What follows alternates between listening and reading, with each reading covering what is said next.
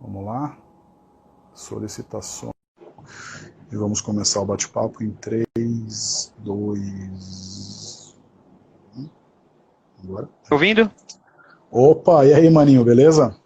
Beleza, tudo certo. E aí, tá no interior? Tô, tô na Ilha Comprida. Puta, demais aí, hein? Demais mesmo. Vale Ah, Ribeira. bem selvagem aí. Já fui pra aí algumas vezes. Ah, legal. É, exato. Eu sou É, nascido aqui no Vale, sou em Sete Barras. eu tinha um primo meu que ele morava em Iguape, né? Que é em frente aí, né? Uhum. É isso, é aqui. A Isso, ilha é aqui exatamente. dentro de Iguape. Eu achava que até que era distinto, era tipo uma prefeitura diferente da outra, não é? Oi, desculpa. Eu achava que era Ilha Comprida era uma cidade e Iguape era outra. É, sim, mas provavelmente em algum momento eles foram uma só, né, dentro de um, que nem Sete Você Barras de registro, assim. saquei. Mas é isso, é muito perto, né, uma coisa. Tá legal, Jandre. Valeu, cara, o convite aí, eu ter aceitado o nosso convite para participar hoje aqui desse bate-papo informal durante a pandemia, para passar um pouco o tempo também. A gente é bom para trocar umas ideias, dar uma arejada aí e falar enfim, do que você tem feito, novidades por aí. Eu vou ter que usar meu óculos pela primeira vez Beleza. hoje, cara, que eu não tô conseguindo enxergar a minha pauta que está aqui a 10 centímetros de mim. Mas, mas bora lá. Cara, antes de começar, eu vou só ler um perfilzinho aqui, tá? Se tiver alguma coisa errada, você me corrige aí. Tá bem. Mas o coletivo Bijari foi criado em 97, é um grupo de criação em artes visuais e multimídia, cujo trabalho deriva da pesquisa entre arte, design e tecnologia. Um grupo multidisciplinar composto por profissionais como artistas, arquitetos, cenógrafos, designers, diretores de vídeo, planejadores com a ideia de construir experiências estéticas que transformem a relação entre pessoas, espaço e sociedade. Tá tudo correto? É isso aí. A É um busca é bom, essa. é um bom resumo. E aí, você tá desde o começo, cara, no Bijaria? Queria que você contasse um pouquinho também do início de tudo. Tá bem. Sim, eu tô desde o começo. A gente se conheceu, são vários amigos, né, que se formaram. A primeira casa de onde surgiu o nome Bijaria era na rua Bijari, no Butantã, mas teve alguns encontros prévios ainda. A gente já eram de alguns círculos de amigos que iam estudando arte, estavam estudando arquitetura, com interesse já algumas pesquisas em artes plásticas, alguns já se insinuando pelo design gráfico. Eu conheci uma parte do grupo no Jogo Estúdio, né, do Silvio Dvorek, do Augusto Sampaio, da Eugênia Tereza, estudando, fazendo um curso preparatório para vestibular, que depois se desenvolvia num curso de linguagem artística.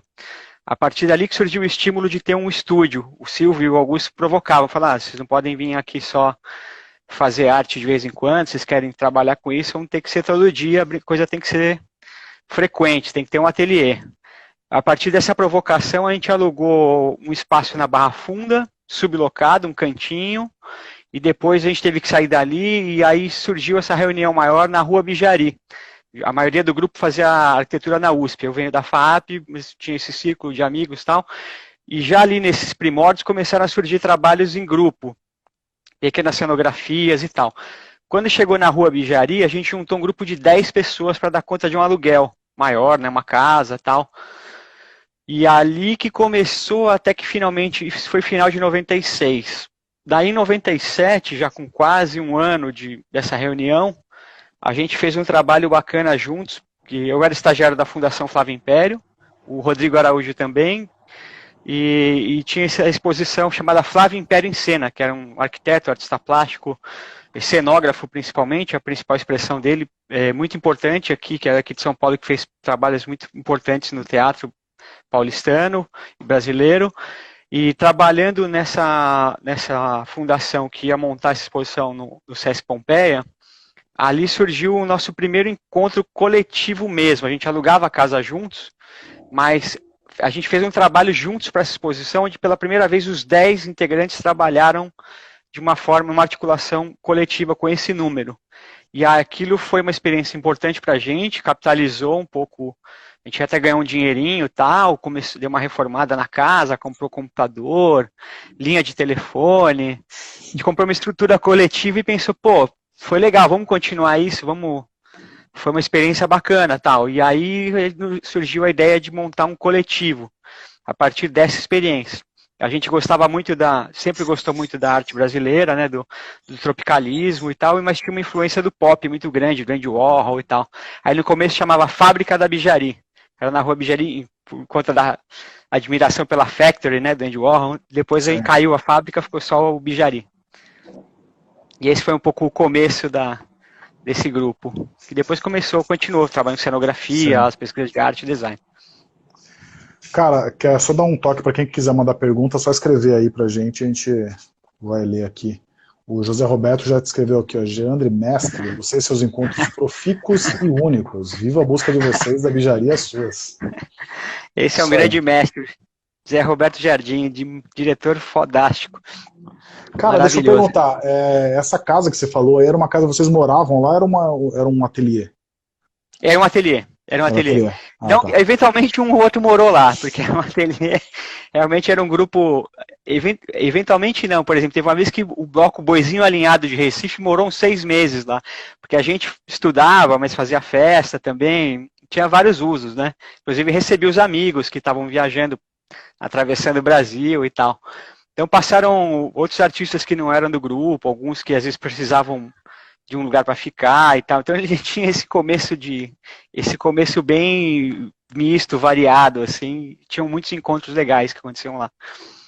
Recebendo uma galera também, fazendo essa troca, né, cultural, que é bem interessante. Né? Era demais. Aí passou muita gente lá, tinha gente que a gente conhecia na época, fazia alguns trabalhinhos freelancer para a editora, para Papagaio, né, que tinha relacionado a Caros Amigos, por exemplo. Então tinha uma turma da Caros Amigos que ia até lá. Papagaio é do Serginho, né? Isso. O Serginho levou lá uma turma, levou o Marcelo Nova. Aliás, o Marcelo Nova foi lá e jurou que o Raul Seixas morou naquela casa. E a gente acha que faz sentido até pela vibe toda. Mas eram muitos encontros que aconteciam. Passou um monte de gente por lá, assim. Às vezes precisava de um lugar para descansar ou bater um papo, a turma da Papagaia fazer uma entrevista.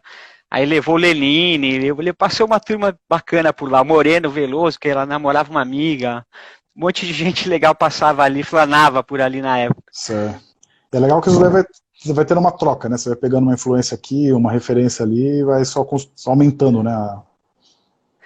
Exato. Isso eu acho que foi na verdade, era um pouco não, acho que era bastante a essência do que aconteceu com a gente, o desejo de se encontrar, né? Porque a gente começa com um ateliê que cada um está fazendo sua pesquisa, mas depois que eu contei essa história que eu contei na exposição do Flávio Império, ali foi um primeiro momento que a gente sentiu a potência dessa profusão coletiva, da ideia de que juntos as potências se multiplicam, né? Você coloca a sua pesquisa em contato com o outro e ela se transforma por completo. Ela vai crescendo e vai influenciando e vai mudando e vai perdendo uma coisa, vai ganhando outra. E foi assim, esse foi, eu acho que o encantamento que formou, que deu o desejo da gente formar esse grupo.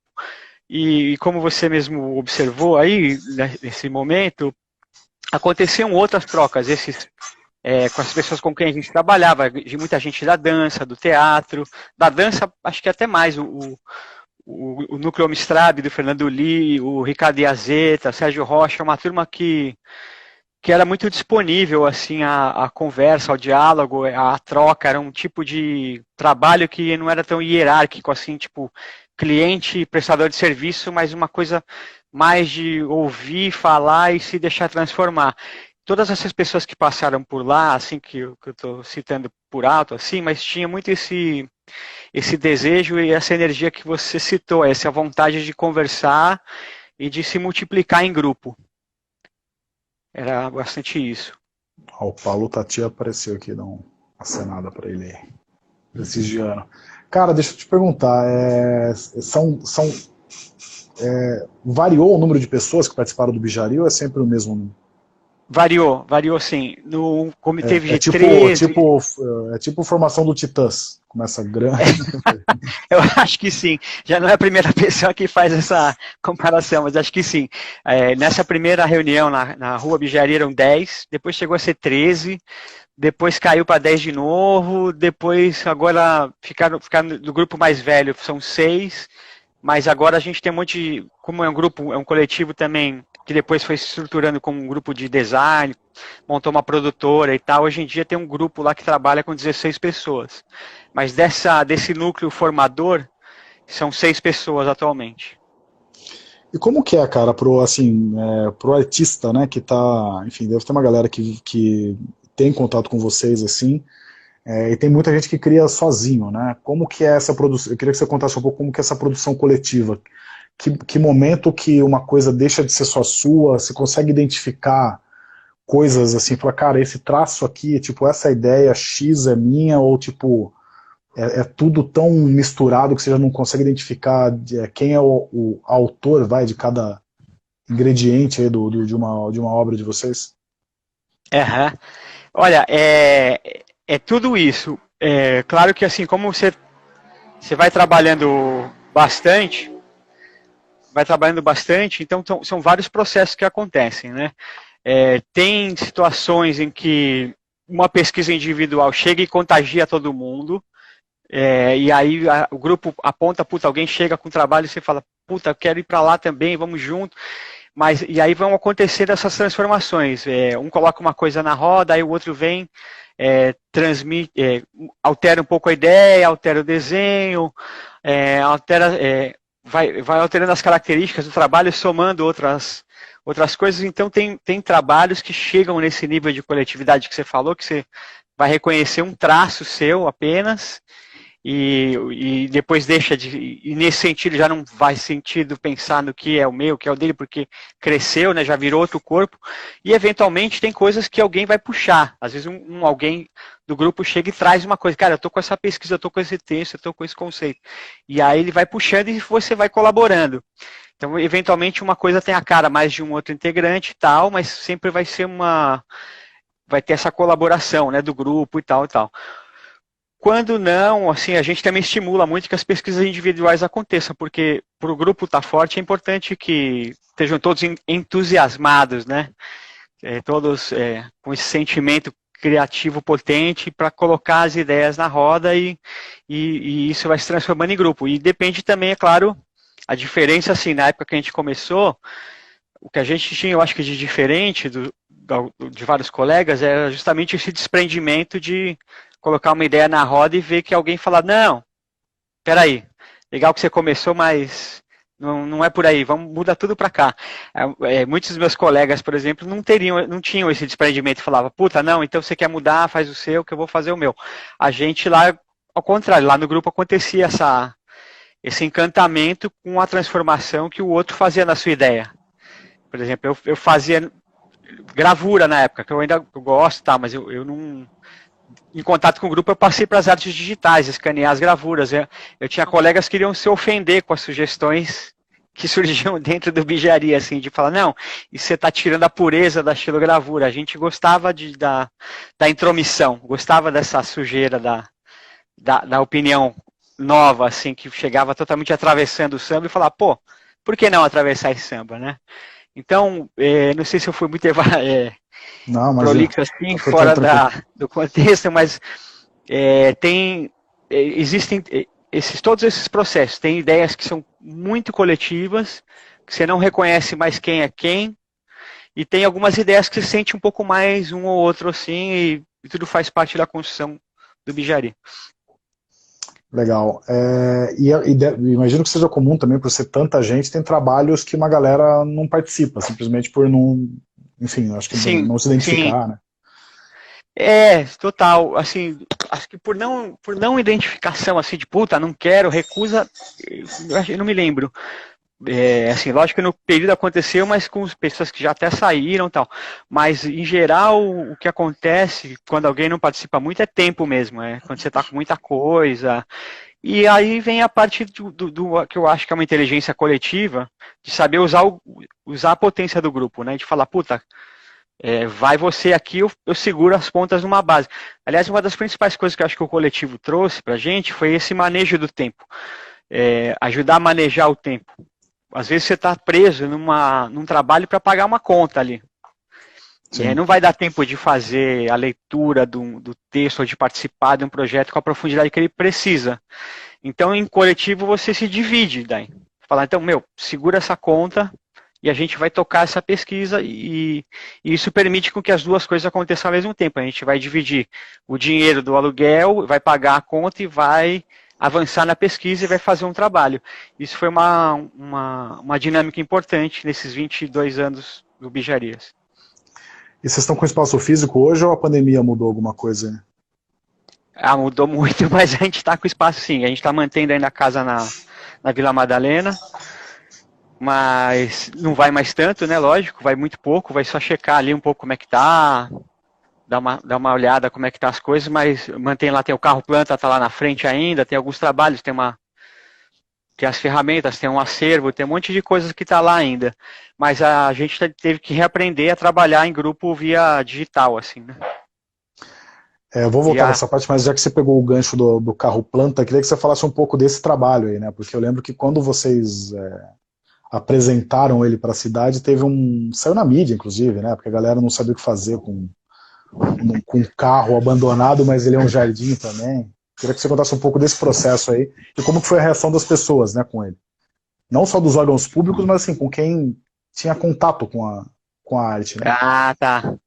Cara, esse trabalho, ele nasceu de uma pesquisa chamada Natureza Urbana. Até tinha um arquiteto da República Dominicana, residente na Holanda, o José Subeiro, que estava em contato com a gente, um amigo que veio pesquisar em São Paulo. Olha que interessante, a gente, na verdade, começou uma pesquisa olhando para São Paulo pós-Lei Cidade Limpa, onde tinha umas carcaças de outdoor vazias. Uhum. E aquilo parecia para a gente uma espécie de esqueleto, assim, abandonado. A gente como se fosse uma árvore seca, uma coisa assim. A gente começou a pensar sobre essa ideia do que é urbano e se existe uma natureza urbana.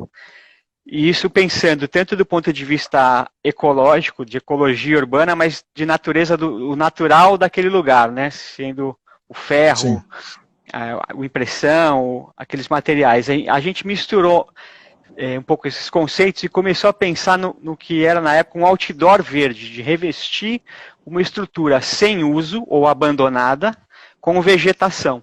Isso falava então de um reflorestamento, mas falava também dessa metáfora da natureza. A gente fez na época esse primeiro trabalho e na execução desse trabalho durante esse processo, tinha um carro abandonado na frente do estúdio. E a gente, por curiosidade, enquanto se preparava para montar o outdoor, decidiu botar as plantas que a gente tinha comprado nesse carro. O carro estava lá há muito tempo já? Ele estava há uns meses ali. Isso foi em 2009, nem me lembro bem, eu acho que por aí, 8, antes. Era na época da Lei Cidade Limpa, acho que antes, 7 talvez. A gente fez esse carro, e esse carro a gente fotografou, publicou nas redes, já que existiu na época, né, como já estava começando esse processo. E a gente percebeu, o outdoor foi para frente, a gente fez exposições aqui, fez em Curitiba. Aqui não deu outdoor, mas deu em Curitiba e tal. Aqui teve um problema de burocrático, a gente não conseguia fazer. Mas aí o automóvel, o carro, com as plantas, a gente entendeu que ele tocou forte, assim, ele teve uma repercussão já no site na época. Veio uma curadora da Áustria que quis levar esse trabalho para a Graz. A gente levou e aí a gente começou a ter uma repercussão, as pessoas, tanto de mídia quanto de público, de passar, de fotografar, de querer conversar. Daí a gente compreendeu a potência do símbolo em São Paulo, né? Uma cidade feita muito determinado desenho pelo automóvel, pela indústria rodoviarista, como diz um amigo, né? O automóvel como urbanista paulistano. Sim. A cidade vai onde vai o carro, então vai ter que passar a pista e aí por ali cresce a cidade. E aí a gente entendeu que ali esse era o símbolo mais potente para essa ideia. Ele passava a ser, para a gente era uma gentileza urbana de montar um jardim numa carcaça, mas a gente percebeu que isso tocava em outros pontos, inclusive no conflito. Tinha muita gente que recebia essa gentileza urbana, recebe até hoje, né, de para comer, a gente na nossa rua, por exemplo, tem gente que senta para comer, ou para tirar foto, ou senta mesmo para conversar, como se fosse uma pequena praça mesmo, que era um pouco a primeira ideia. Mas tem reações que são surpreendentes, foram muito surpreendentes, até o quão reativas elas foram. Gente que se sente ofendida por um carro inutilizando uma vaga.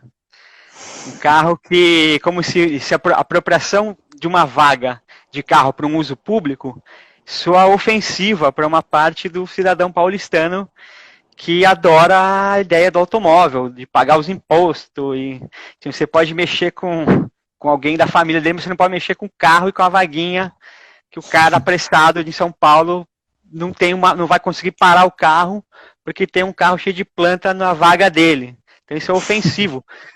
E isso eu estou dizendo porque, por exemplo, na Choque Cultural, daí em 2012, a gente fez exposição chamada Estado do Sítio, tinha vários trabalhos criticando a militarização da vida em São Paulo, super críticos e tal, e o trabalho que deu conflito foi esse.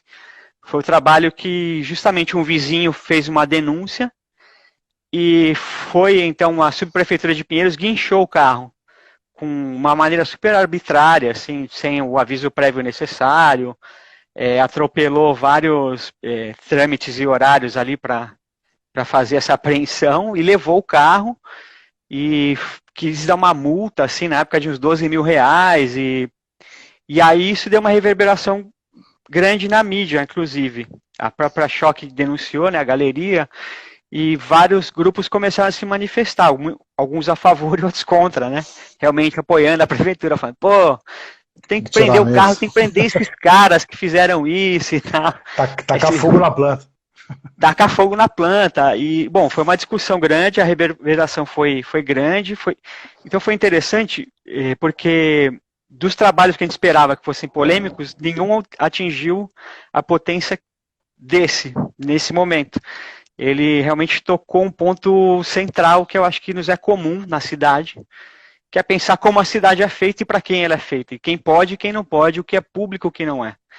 Para quem é a rua, quem pode estar na rua, o que não pode estar na rua. Então, de repente, o carro ele sinaliza para a gente que a norma é tão rígida, ela não parece, mas ela é tão enraizada que a rua é do automóvel, ela não é das pessoas. Para um paulistano, para uma boa parte do paulistano e das autoridades, a rua tem que ser do carro, ela não pode ser para um espaço de encontro. Não, muito menos para bicicleta, né? Muito menos para bicicleta, para pedestre. Não. A gente tem outro trabalho que vem dessa mesma família, que são as praças impossíveis. São as bicicletas que tem banco, vegetação e sombra. Inspirado na arquitetura dos camelôs também, mas pensando nessa coisa da natureza urbana e de fazer um objeto capaz de gerar uma pequena praça, só que dessa vez móvel. Aliás, essa história do carro guinchado vai levar também as bicicletas, porque depois o carro foi guinchado, a gente tem toda uma batalha lá para recuperar o carro, que no caso não recuperou, mas conseguimos fazer outros e tal. Aí, nesse momento, a gente começa a fazer dispositivos móveis, tipo levar carrinho de feira com as plantas, enquanto está rolando esse embate. E aí a gente começa a testar isso nas bicicletas e desenvolve esse objeto com as bicicletas aí com banco, acoplado. E aí pensar, como se fosse nosso carro, só que ele vai circular, a gente vai pedalar e vai se encontrar em espaço, vai montar uma praça, e depois sai, monta outra e vai embora. E aí nasce Praças Impossíveis, que tem a ver com essa família da natureza urbana. Esse é um trabalho bem legal, eu ia até perguntar, mas você já acabou até falando dele aí. Cara, deixa eu te perguntar, o trabalho de vocês, assim, ele é muito... eu acho que tem artistas, assim, os artistas, na verdade, que eu admiro mais, na verdade, você vê um traço na pessoa, que você fala assim, cara, isso daqui é uma obra do Bijari, sabe? É muito identificável as coisas que vocês fazem. E às vezes tem coisa que você fala assim, puta, isso daqui não é do Bijari, mas poderia ser do Bijari. Eu queria que você falasse um pouco de como que é essa influência, se vocês veem também obras assim. Eu tô falando isso porque, cara, acho que, se eu não me engano, é de vocês, aquele trabalho que são duas tonfas, né, que é aquela coisa da polícia. Né? Sim, poderes.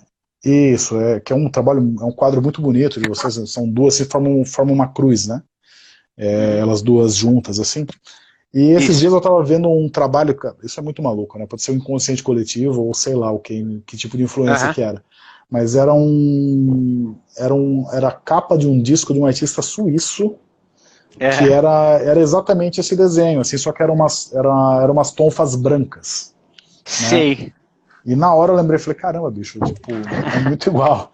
Depois eu até te passo o nome Sim. pra você, se quiser dar uma olhada e tal, mas Puta, com se certeza eu quero. você, se vocês se deparam muito com isso, assim, não é nem plágio, né? Acho que às vezes pode até ser plágio, não sei dizer, mas como Aham. que vocês lidam com essas cópias e com essa influência, consciente ou não inconsciente, que o trabalho de vocês, enfim, são mais de 20 anos, acho que vocês devem ter colhido É. por aí já muito fruto aí de gente que se inspirou em vocês.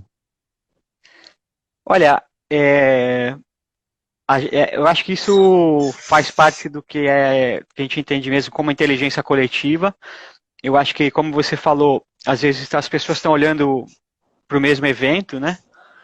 E até estatisticamente, matematicamente, você tem algum repertório comum no ar, alguma das combinações pode ser um comum, né? Então, eu acho que pode acontecer, inclusive, ideias simultâneas. Eu acho que isso existe.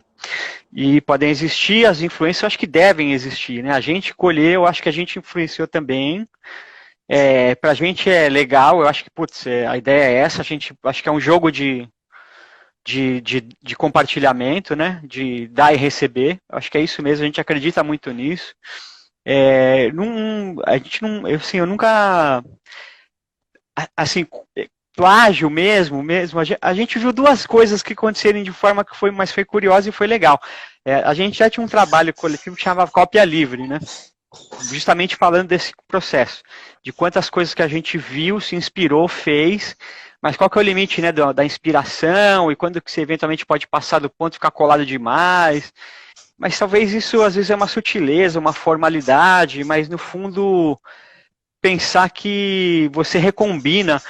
A gente estava muito influenciado também pela discussão sobre pirataria, mas também sobre outras formas mais sofisticadas de recombinação e combinação, que é, por exemplo, o sample na música, né? Que você usa um trecho e compõe uma nova obra, né? Não dá para dizer Claro. que é a mesma obra. Então, se você pensar que as obras todas que você coloca já não são mais peças acabadas, mas elas são como notas musicais, que elas Sim. vão ser recombinadas daí, elas não são as músicas, mas elas passam a ser notas. E aí alguém vai recombinar e vai fazer outra coisa. Eu acho era muito estimulante para a gente essa ideia de que você coloca uma peça que você pretende acabada, mas que ela vai virar uma parcela na criação de outra pessoa. Eu acho que isso é muito. Eu acho que isso é parte de uma inteligência, né? Uma parte de uma construção coletiva que vai se tornando cada vez mais e mais complexa. A gente viveu nesse processo, aconteceram algumas vezes teve um trabalho específico que a gente fez de design para Elza Soares, que foi plagiado mesmo o desenho, virou numa propaganda de alguma coisa, numa revista dessas de voo, assim, a gente olhou o nosso desenho e, puta, riu, assim, falou, que engraçado, né? No fundo, vai lutar por uma merreca ali, mas não, no fundo o que está acontecendo houve um encantamento ali mútuo, talvez não mútuo na época, mas alguém se encantou com esse trabalho a ponto de dizer, puta, eu quero para mim, levou. E teve uma que a gente sentiu como uma homenagem, que foi demais mesmo, que a gente viu a capa do disco da Elza virou canga na Ah, praia. que legal, que E aí, pô, demais. a gente se sentiu muito bem, na verdade, né? Vocês têm essa canga? Compraram a canga? Vocês podem vender a canga, Puta, não, inclusive. alguém mandou essa foto num grupo lá pra gente. Que nem todo mundo de São Paulo, alguém do Rio falou, cara, olha isso aqui. E não tem uma canga, cara, seria muito legal. Mas, puta, é uma espécie de. É um puta reconhecimento, eu acho, né? De falar, cara, a gente tá conversando junto, a gente gostou disso, meu. E aí, o cara vai ganhar um dinheiro com aquele, pô, que lindo isso, cara. Sabe? Não é que uma corporação tá roubando Sim. tal para fazer milhões de dólares, mas enfim, alguém se apropriou daquilo e fez uma diária ali com o negócio, puta, legal pra caramba, a gente é o famoso tamo junto. Já aconteceu até uma coisa ou outra de perder, roubar a agência e tal, é chato, mas a gente entende que, puta, beleza, vamos no jogo. Acho que ninguém vai te roubar tantas vezes assim também. Você vai na potência, né? Fica claro quem tá roubando quem também na quantidade, no jogo Claro. seguindo daí, né? Mas eu acho que a essência do que eu acho que toca pra gente nisso é que eu acho que essas ideias, quando uma pessoa toca a outra através da ideia, a ponto ela levar e isso interferir no trabalho um do outro, eu acho que isso é uma riqueza muito grande. Eu acho que isso eu vejo com muito mais entusiasmo do que com algo assim, puta, para aí que isso é meu, sabe? Eu acho muito mais interessante que isso se torne parte de um processo em que um vai impulsionar o outro. Algumas das suas obras vocês fazem tipo manual de como faço em casa, assim, tipo, replique essa obra? Olha, a gente já, assim, a gente nunca chegou a fazer esse manual, assim. Embora alguns trabalhos, alguns registros sejam meio autoexplicativos, porque a gente tem alguns registros de trabalho que a gente, por exemplo, alguns trabalhos que nem o Antipop, ou temos álcool para dar e vender, que a gente tinha feito na época que o Bush tinha feito para o Brasil, que isso fica meio que claro, assim, você imprime a imagem, prepara a cola, leva para a rua, um olha, um identifica, o outro vai lá e cola, é quase como um tutorial. Ele não tinha, ele nunca tinha sido pensado assim como faça igual, faça desse jeito, mas a gente compartilhava o processo de mostrar ó, de onde surgiu a ideia e como que ela vai ser feita. Acaba tendo a mesma coisa, né? Mas, então, vários desses trabalhos que estão registrados no nosso site e tal, se você olhar para eles, você acaba identificando claramente como ele é feito, assim, como fazer igual, como fazer do seu jeito, como é que você pode, porque é compartilhado o processo. Cara, vou voltando ordens cronológicas malucas aqui, mas eu queria que você falasse como é que está sendo a pandemia para vocês, assim, se estão sendo mais criativos, se o trabalho remoto rende diferente, como rende, se vocês tinham muita coisa já planejada que vocês tiveram que adiar. Vocês estão ali com exposição, a gente está junto lá também na Fiesp, né? Sim, sim, É. exato. Pois essa foi uma exposição que foi interrompida e reabriu, né? E reabriu recente. Claro que foi um reaprendizado todo, né? Surgiram coisas interessantes do ponto de vista da articulação coletiva. Interrompeu muita coisa, interrompeu os nossos próprios encontros, até aprender a lidar com as novas ferramentas, os horários e tal, como é que você faz para se rearticular, assim, a gente dependia muito, desses 23 anos, a gente estava muito juntos, muito olho no olho, né, a gente sempre gostou muito de trabalhar, olhar o que alguém está fazendo e falar, opa, eu nunca tinha pensado nisso, vou por aqui, mas isso era contato, nem era alguém ligar e escrever, olha, estou fazendo, assim, é olhar o que o outro está fazendo em tempo real e aí mudar o rumo, né, e se influenciar. Então, isso abalou muito no começo, realmente. Foi bem difícil, mas depois a gente vai se apropriando, entendendo as ferramentas. E, assim, de imediato, Felipe, o que aconteceu, assim, a gente ficou meio, puta, e agora? Como é que faz para fazer uma intervenção? Como é que faz para fazer um trabalho para ir para a rua? Não sabia, né? Ainda está aprendendo, assim, de que maneira, como que dá para estar na rua agora? Quais são as maneiras possíveis? Tem jeito seguro de estar na rua, agora a gente começa a ver os jeitos que tem, que dá e tal. Mas não era muito claro. Aí o que aconteceu, a gente entrou em contato com uma rede, por exemplo, que é a rede Projetemos, que é uma rede de VJs, de artistas audiovisuais profissionais, que tem projetores, equipamentos e ideias, e se articula em grupos e começa a compartilhar artes uns com os outros e colocar isso através da janela nas ruas, de novo. Porque no primeiro momento a gente faz o quê? Vai para a rede social, de novo, né? Já vinha começando a operar. Já teve um momento anterior, né? Que a gente começou a entender que o espaço virtual era um espaço também público. Assim como levar para o muro cartaz, dá para levar para a linha do tempo, para os feeds de notícias, uma intervenção. A gente já vinha exercitando, intervir nas redes sociais mesmo. Não só divulgar, mas como espaço com espaço de fim, né? A intervenção que acontece ali, tentando ser um meme, tentando ser aí lembrando um pouco do papo que a gente tinha, né, o diagrama se apropriar, né, nessa estética do meme, tá? Então começar a trabalhar isso intencionalmente e levar para as redes. Só que aí isso está ali só na rede, daí. E aí na pandemia a gente fala, bom, então a avenida é essa mesmo, foca na rede. Daí entrando em contato com esses grupos com as urgências do Brasil, né, pandemia, buscar saúde, mas com um governo fascista acontecendo, entrando um 7-1 por dia, a gente tem que protestar, tem que falar como é que faz. Aí nessas redes colaborativas, design ativista, desenhos pela democracia, projetemos, daí começa a surgir trabalhos que, via articulação, voltam para a rua.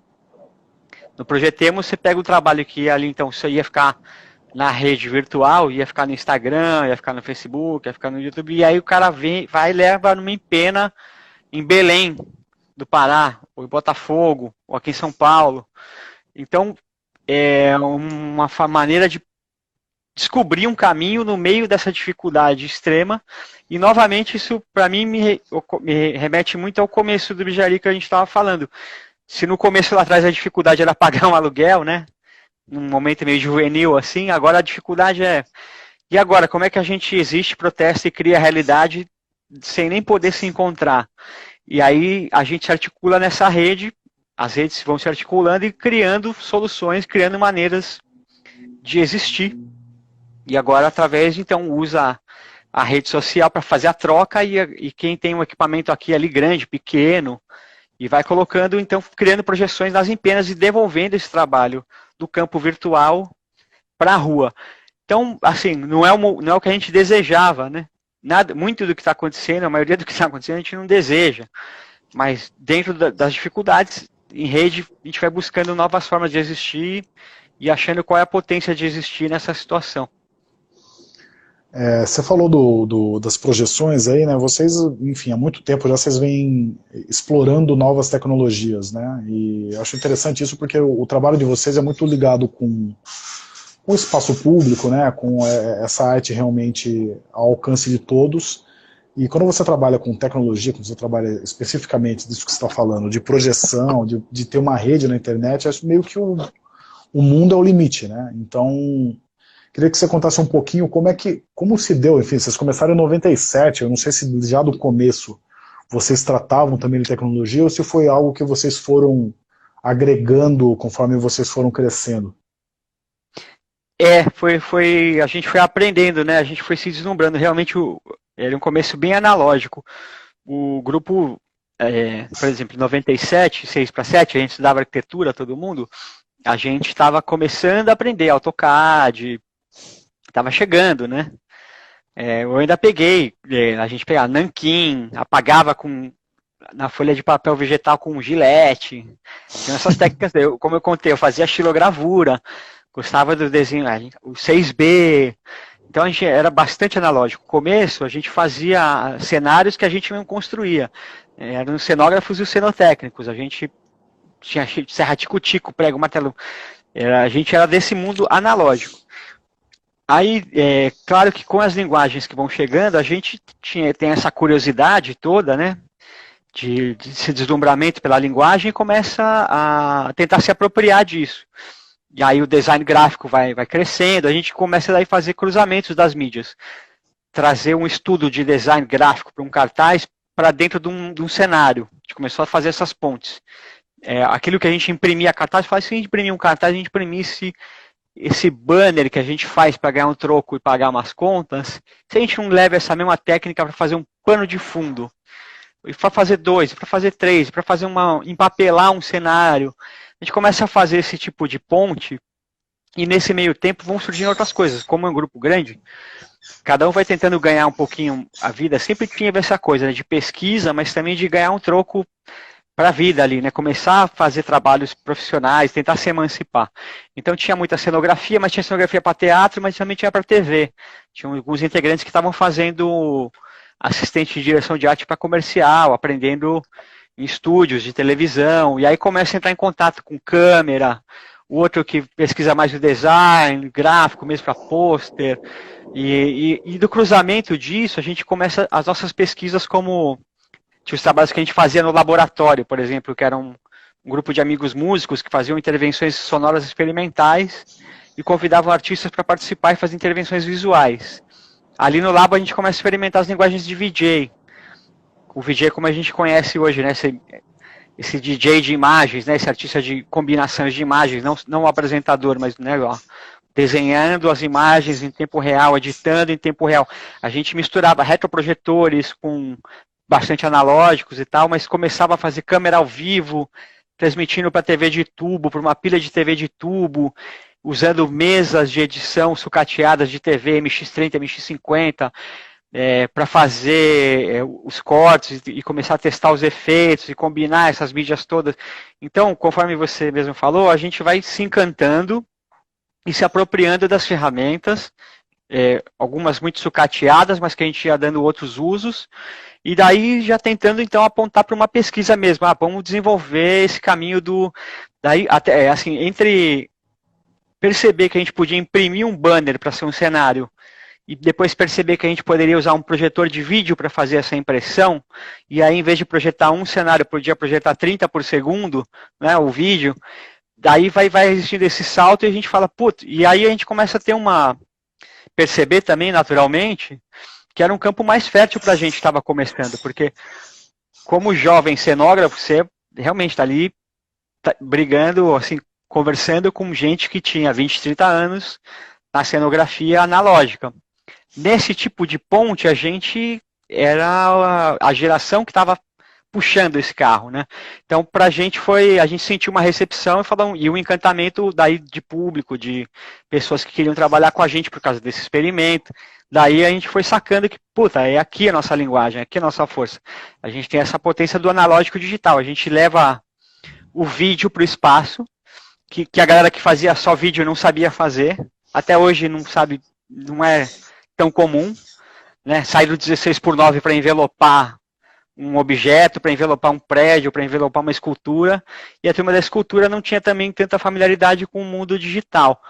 A gente foi percebendo nessa busca que esse encontro era na nossa potência. Essa conversa entre o digital e o analógico, que era tanto geracional, mas também tinha a ver com a maneira como a gente desenhava, não? Estudantes de arquitetura, que então pensavam sobre espaço, gostavam de entender o desenho espacialmente. Então a gente teve um momento de encantamento que pegou a avenida mesmo da tecnologia e começou a pesquisar e tentar se aprofundar mais e mais. Daí não só mais como uma mera curiosidade, mas tentar aprofundar mesmo a pesquisa dos meios tecnológicos. Eu tô perguntando isso que eu acho muito legal, que vocês foram um dos primeiros que eu vi que estava trabalhando com 360 aqui no Brasil, né? A gente até fez algumas coisas também, mas vocês estavam fazendo arte com 360, que eu não tinha visto ninguém fazer. Tinha visto vídeos mais convencionais, né? Com realidade aumentada, vocês já fizeram alguma coisa também? A gente tem alguns experimentos, mas os mais fortes mesmo foram os 360, sobretudo ali a videodança Matilha, que a gente fez com o Diogo Granato, com o GTM, né, com os grupos ali, que foi uma experiência bem marcante. Passo, né? No Passo das Artes, exatamente. Então essa foi uma experiência bem marcante, assim, que acho que a gente atingiu novamente, né, uma expansão de coletivos, né, já não era Rubigeri, mas Rubigeri com outros coletivos, criando uma apropriação maior, assim, e expandindo aquilo que a gente sabia fazer, né, a maneira como os dançarinos e dançarinas se apropriam do espaço e como levar isso para essa experiência digital, tecnológica. Então foi um trabalho especial, mas a gente também, interessante acho que pontuar nisso, acho que a gente nunca também foi tanto... A gente tem um encantamento com a linguagem tecnológica, mas sempre partiu muito dessa base de qual é a urgência e por que dizer. Daí, a partir disso, descobrir, isso aqui tem que ser 360, isso aqui pode ser cartaz, ou isso aqui tem que ser cartaz, porque é o jeito de chegar na rua de um jeito barato e que vai ficar, não só quem não tem um computador ou não tem um link não vai ver, mas a gente vai botar na porta do metrô e aí o público que a gente quer conversar vai ver e outros públicos vão ver também, mas pensando que a gente quer conversar com esse cara tá saindo do metrô, então tem que ser o cartaz, por exemplo. E então, em relação às mídias, a gente sempre procura olhar para elas, ter um exercício, uma tentativa pelo menos, de tentar olhar para ela como um meio, né? Claro que o meio também se imprime como mensagem, mas a gente tentou sempre até aqui no percurso evitar um deslumbramento muito raso, assim, aprendi a fazer, vou fazer. Não, pode estudar, coloca como repertório, e daí a gente vê como e por que usar, se vai fazer sentido. Para não ficar gratuito, né? Exato, para não ficar. Não que não possa, a gente fez muita coisa gratuita, faz, né? Como experimento também, porque você tem que experimentar, né? Não é só obra pronta que sai, né? Você tem que fazer, tem que errar, né? Mas a gente tenta fazer esse uso da tecnologia. Como tudo, até da paleta de cores. Assim, tentar usar, por que essa? Por que a gente faz muito essa provocação com o outro? Não, mas são 8 cores, por que não são 3? Sabe? Tentar buscar o porquê de cada coisa, por que ela está ali. E, eventualmente, tem coisas que vão mudar tudo, né? Claro, vão ter trabalhos muito intuitivos que a gente vai descobrir por que devem depois. Mas a gente faz esse exercício de tentar ter força em cada meio que está sendo empregado. Legal, o Wes Macedo falou aqui, ó, Fauanos. Fauanos, A maioria é Fauano. Eu sou Fauano da FAAP, né? Mas tudo bem. Isso que eu queria perguntar para você, como é que se deu esse encontro de vocês todos nesse começo aí, cara? Era tudo mesma classe, tirando você? Não sei, se era amigo de alguém? Foi um job? O que foi? Eram vários amigos. Eu conhecia primeiramente o Rodrigo Araújo e o Gustavo Godoy do Jogo Estúdio, que era esse ateliê do Silvio Dvorek, que é professor lá da FAO e tal. Mas, por exemplo, o Rodrigo a gente estudou no mesmo colégio, mas a gente não era amigo, ele era do outro ano, inclusive. A gente se conheceu mesmo no ateliê do Silvio, estudando arte. E aí o Silvio fez a provocação, falou, não, vocês querem, depois de alguns anos, né, passa, vestibular, aí eu tinha um curso para desenvolvimento da linguagem artística mesmo. E aí ele fala assim, ó, eu me lembro direitinho disso, como se fosse hoje, assim, a gente tomando café e tal, aí chega o Silvio, tô eu, o Rodrigo, o Godoy ali também, a gente era da mesma turma da noite, o cara fala, ó, não pode ficar vindo aqui só terça-feira, tá desenhando só terça-feira? Tem que fazer todo dia, tem que ter estúdio. Aí a gente fala, beleza, puta, legal. E beleza, e aí a gente começa, porque não dá pra ficar desenhando no quarto, você vai ficar levando terebentina pro quarto, Tinder pro quarto, não dá, tem que ter um lugar mesmo tal. E aí foi nessas movimentações para ter um ateliê que começa esse encontro maior. Eu lembro de um dia lá que a gente chegou na casa, que a gente pegou a casa da Rob Jari, que tinha uma galera que eu nunca tinha visto. A maior parte lá se conhecia da FAO, de vários anos diferentes. Como o pessoal falou aí, então eram várias pessoas ali da FAO USP, que era ali perto, e a maioria deles se conhecia, mas nem todos eram amigos, nem todos se conheciam, eram vários anos diferentes. A FAO, quem conhece ali sabe, né, uma faculdade super, assim, plural, né, e generosa, até aquela coisa assim, as paredes, a galera se encontra de vários anos diferentes, de várias turmas diferentes, então ali também marcou um encontro, acho que entre eles, em parte. Alguns eram grandes amigos, outros não. Então, e aí isso nasce realmente por uma questão prática daí, ó, dividir um aluguel, né? Ninguém tem emprego fixo, todo mundo estudante, ninguém consegue mais que um período, meio período.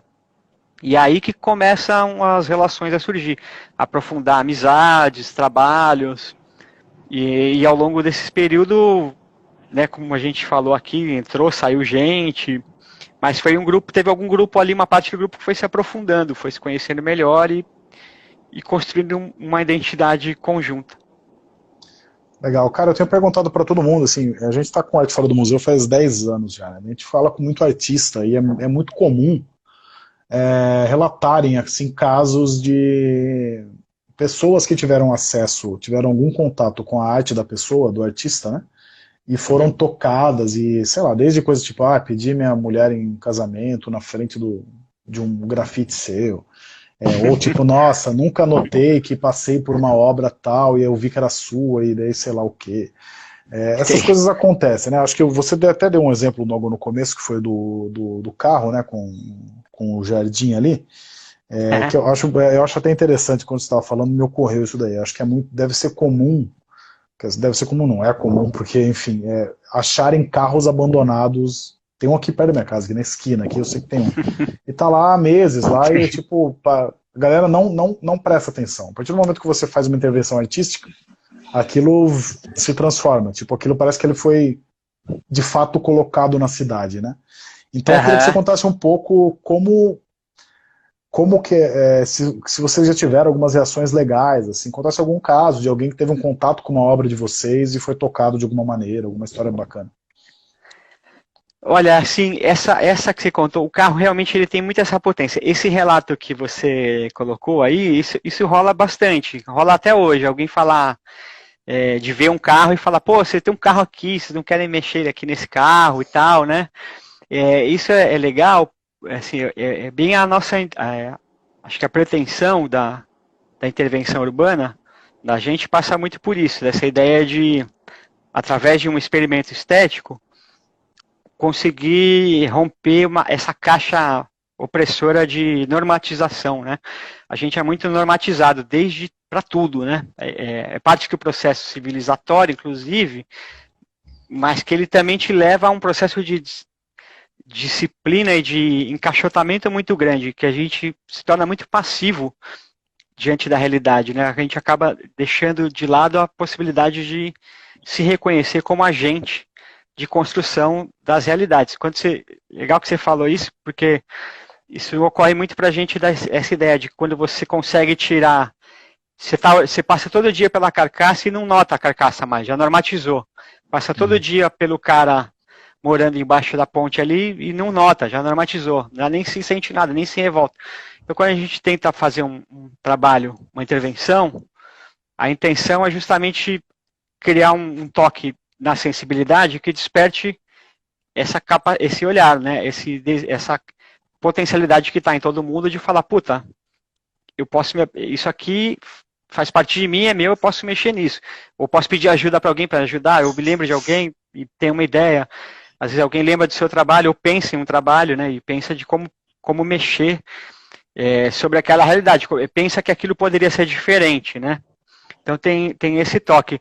Em relação ao carro, eu acho que é um dos trabalhos que mais ocorre, assim, a galera também fala muito pra gente sobre isso. E já teve outras histórias, assim. Não, no carro, por exemplo, lembro de uma história curiosa, assim, que é o seguinte. Ali na rua, onde está o carro que está mais antigo, já aconteceu de gente passar e roubar todas as plantas logo no começo, levar todas, e aí depois a galera que cuida do ferro velho ali, a galera dos carroceiros da reciclável começaram a se apropriar do carro, falar, meu, passou uma tiazinha e levou tudo, isso foi logo no começo, a gente trocou uma ideia, não, mas putz, quando é assim fala, porque é um trabalho da gente, é nosso, é para todo mundo e tal. Aí o cara, beleza, não sei o quê. Daí a gente começou a ouvir diversas histórias com os caras de falar assim, meu, tiazinha voltou, só que a gente conversou, daí ela foi e deixou uma muda. Deixou uma muda. Aí começou esse papo, porque eu acho que pela essa interação, todo vizinho que se mudava da rua parecia um vaso. Começou a aparecer vasos aí. Você tem que dar a coautoria agora para tiazinha, para todo mundo. Totalmente, totalmente. Os caras já falaram, inclusive, de gente que queria roubar pneu, peça. Daí os caras vêm e falam, não, porque esse carro aqui é da rua e assim por diante. E aí o que acontece? É coautoria mesmo, eu acho que é bem isso. O carro, esse está na rua, ele é da rua.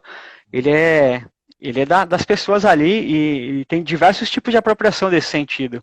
A galera que deixa os vasos, que cuida, que avisam a gente quando tentaram guinchar algumas vezes, alguém ligar e falar, meu, corre pra cá, que tem um cara aqui, vai levar. Então, eu acho que esse é o ponto, acho que isso nos leva a algumas coisas que a gente conversou aqui, né, de coautoria, de criação coletiva, de apropriação um do outro, de quando um trabalho deixa de ser seu, né. Eu acho que esse carro da rua, por exemplo, já não é mais só nosso, não tem como ele ser, se ele fosse só nosso, ele teria sido levado, depenado e não teria nem o carro mais lá. Esse carro é da rua Padre João Gonçalves, ali, dos agentes que moram ali hoje. Pô, legal. Cara, Gendre, não sei se você já fez muitas lives no Instagram, mas ele tem um empecilho que é a duração. 1 hora, o Instagram derruba nós aqui, não tem o que fazer. Então a gente tem mais uns 4 minutinhos aí, cara, pra gente, enfim, a gente vai meio pro encerramento aqui. Primeiro, valeu mesmo de novo por ter aceitado aí o convite nosso. Deixa eu fazer um semi-merchan aqui do Arte Fora do Museu, que isso daqui é uma live que a gente faz no Instagram, depois a gente joga esse vídeo no YouTube também, e também vira um podcast, né? Então dá para ouvir novamente, ou ver novamente isso daí algumas vezes. E eu queria te falar que, cara, a gente agora no Arte Fora do Museu, a gente está dando um outro passo, né? Foram 10 anos mapeando a arte urbana, a gente está a fim de também promover, né? Tipo, incentivar as pessoas realmente a fazerem. Então, temos alguns projetos aí, eu queria, enfim, te convidar aqui publicamente, depois a gente fala fora das câmeras, Legal. mas para a gente pensar uns projetos juntos aí, que eu acho que dá para fazer umas coisas bem legais, cara. Bora nós. Super legal, fico muito feliz aí com o convite. Super legal aí a conversa. Gostei muito aí, espero que a gente possa multiplicar essa experiência. E, porra, claro, quando você quiser aí, quando a turma do Arte Fora do Museu quiser, vamos conversar, vamos rolar essa bola aí, vamos pra frente. Maravilha. Cara, para finalizar, o que você espera do cenário pós-pandemia para a arte urbana? Tem alguma... É difícil prever, né? Mas qual que é a sua expectativa aí? É mais fácil prever o dia anterior, né? Profeta Isso do é dia. fácil. Olha, eu vejo assim, tem muita gente com uma resiliência muito grande, né? Não é questão de otimismo, é questão de olhar para a potência das pessoas resilientes, como esses grupos que eu citei aí, o Projetemos, o Design Ativista, Desenhos pela Democracia. Você vê como essa galera, e tem o grupo de ação que surgiu agora, que eu conheço alguns integrantes, não conheço todos, que foi botou essas caveiras na frente das estátuas dos genocidas em São Paulo. Sim, incrível. Então, a galera da Ocupa 9 de Julho, que estava ali na cozinha. Então, são grupos que a minha expectativa não é nem algo mágico, além do... O mistério assim, ver a continuidade do que eles já fazem, né? Do que a gente de alguns que a gente pode fazer junto, e perceber que é possível, que essa dificuldade toda ela é horrível, ela é um momento terrível, mas botar muita fé mesmo, né? Fé no sentido esotérico, mas dá pra gente olhar para a potencialidade do que vem sendo feito e pensar com entusiasmo que amanhã vai ser melhor mesmo, vai ser maior e mais potente, porque são experiências que vão se somando. E elas não pararam, né? Elas tiveram um empecilho grande com a pandemia, com esse governo fascista, mas que não, com tudo isso junto, ainda estão crescendo e criando linguagem, e criando potência e transformando parte da realidade, tentando a resiliência criativa. Então, a minha expectativa é que ainda a gente em algum momento vai superar essa onda, tanto do ponto de vista da crise sanitária, mas também dessa política autoritária, a gente deve superar isso e a gente continuar criando daí linguagens ainda mais exuberantes e mais interessantes, para novas formas muito interessantes de estar juntos, de voltar a sonhar mesmo cidades mais inclusivas, que pensem na inteligência coletiva e no bem-estar coletivo. Então, minha expectativa é uma nova onda de entusiasmo quando a gente conseguir atravessar um pouco mais esse momento, e fico muito feliz de ver que esses grupos não estão parando, porque a gente se alimenta coletivamente de ver o entusiasmo do outro. Cara, faço suas minhas palavras, tamo junto também no que vocês precisarem aí, não, enfim, todo mundo que tá na sua rede pode me considerar, pode enfiar o Arte Fora do Museu junto aí, que a mentalidade é muito igual, assim. Cara, mas é isso, inclusive é engraçado que o Arte Fora do Museu a gente deu um gás até durante a pandemia, assim, durante a pandemia que a gente começou a ficar mais ativo. Mas acho que é bem isso mesmo, acho que tem que ter uma resiliência, isso daí, uma esperança aí, acho que essa fé aí no mundo melhor que está logo ali. Vamos passar por essa e é isso. Sim, vamos passar, vamos virar essa página aí e vai ser melhor ainda que antes, vai ser mesmo. Legal. Jandra, valeu demais. Eu só vou encerrar, cara, com uma frase que eu gosto muito dessa frase, eu repito ela várias vezes, mas eu acho ela muito boa mesmo. Que o Werner Herzog, o diretor alemão lá, uma vez ele estava falando sobre arte, daí ele falava que a arte não muda a vida de ninguém, até o momento que ela muda. E, cara, acho que o trabalho de vocês é muito exemplar disso daí, assim, as pessoas não têm muita noção até o momento que a arte entra na vida delas e transforma. Parabéns pelo seu trabalho e vamos nos falando aí, cara. Obrigadão. Porra, valeu mesmo, e parabéns para vocês também, muito legal estar aqui, muito feliz, muito honrado. Tamo junto, valeu, maninho, abraço, tchau, tchau. Valeu, abraço, tchau, tchau.